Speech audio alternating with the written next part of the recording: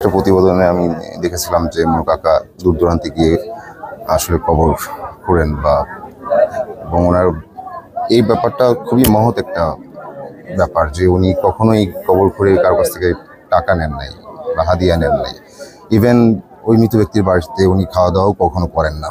তো এইরকম এই হাসপাতালে ছিল সময় কথা যখন হচ্ছিল তখন এগুলোই বললেন আর কি ওনার আশপাশের মানুষজন যে ওনার অসুস্থতার বড় কারণ হচ্ছে এই ফজর আজান পরে কবর করতে চলে যান, জোরের পর হয়তো মৃত ব্যক্তিকে কবরস্থ করে আবার ফিরতে ফিরতে বাড়ি ফিরেন রাতে। এবং এই যে ভাবছিলাম যে এই যে দুর্গম এরিয়া আসলে এটা এই যে নদী পথে আসলাম আসলে এক অঞ্চল থেকে আরেক অঞ্চলে গেলে এই সময়ই লাগার কথা যে দুপুরে কাজ শেষ করে ফিরতে ফিরতে রাত হবে এরকম।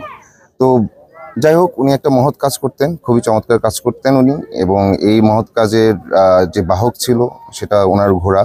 তো সেই ঘোড়া নিয়েও ওনার আসলে কোনো ক্ষোভ নাই, কারা হত্যা করলো বা কি হলো। উনি মনে করেন যে আল্লাহ যে সময়টা তার হায়াত রেখেছিল সেই সময় পর্যন্ত ছিল, ওনাকেও যতদিন আল্লাহ রাখবেন ততদিন। তার মাঝে যে চাওয়া ছিল এটাই যে উনি যেন সুস্থতার সাথেই আসলে আল্লাহটাকে ফিরতে পারেন।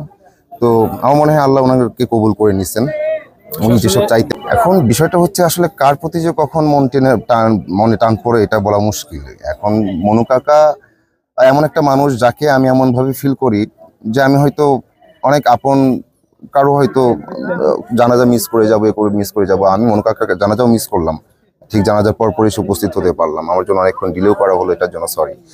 তো মনু কাকা এমন এক মানুষ যাকে আমি এমনভাবেই ফিল করি যে তার 3 দিন আগেও বলছিলেন আর কি তুমি আমার বাড়িতে আসো, তুমি তো আমার ছেলের মতো। তো মনু কাকা যে নিজে তার একটা কিপ্যাড ফোন আছে সেখানে যে আমার নাম্বারটা বের করে কল দিচ্ছেন এটাই তো আমার জন্য অনেক আসলে। তো আমি ভাবছিলাম যে আসবো, আমি ওনাকে বলছিলাম যে আমার 2 তারিখ কাজ আছে নেত্রকোনার দিকে, নেত্রকোনার কাজ শেষ করে আমি আপনার সাথে দেখা করে যাব। তো সেই দেখা এভাবে হলো আর কি। তো আসলে অনেক কথাই বলতে পারছি না। আমি চাই সবাই আপনারা দোয়া করবেন। মনু কাকা আপনাদের এলাকার মানুষ এবং আপনারা প্রচন্ড গর্বিত হওয়া উচিত। উনি খুবই চমৎকার মানুষ। ওনার হয়তো অনেক ঐশ্বর্য, অনেক ধন সম্পদ, অনেক কিছু উনি করেন নাই। উনি যেটা করে গেছেন সেটা মানুষের জন্য, মানুষের পাশে ছিলেন উনি। তো আপনারাও ওনার এই গুণে গুণান্বিত থাকবেন। আর আপনারা অন্তত আপনাদের পাশে থাকবেন সবসময়, সুখে দুঃখে আপনারা ভালো থাকবেন।